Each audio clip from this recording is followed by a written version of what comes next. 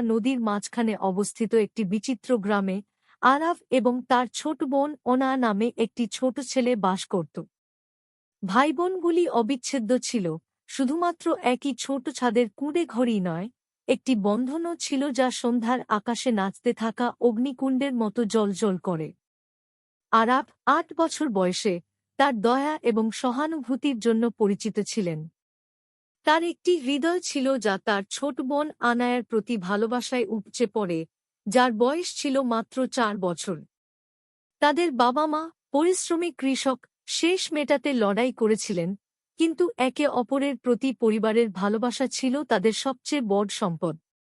একদিন সূর্য যখন দিগন্তের নিচে ডুবেছিল, গ্রামে একটি উষ্ণ আভা ছড়িয়েছিল, আর লক্ষ্য করেছিল যে ছায়াগুলি আরও দীর্ঘ হচ্ছে। গ্রামে রাস্তার আলোর অভাব ছিল, এবং সরু পথগুলি অন্ধকার এবং বিশ্বাসঘাতক হয়ে ওঠে।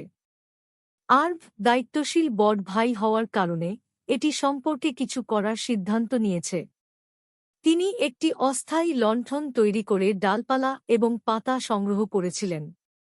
তার চোখে দৃঢ়সংকল্পের ঝলক নিয়ে আর্ভ গ্রামের পথগুলোকে আলোকিত করতে রওনা দিল। যখন লণ্ঠনটি প্রাণবন্ত হয়ে উঠল, এটি তার চারপাশের অন্ধকার দূর করে একটি উষ্ণ, সোনালি আলো ফেলল। শীঘ্রই আরাভের লণ্ঠনের কথা গ্রামে ছড়িয়ে পড়ে।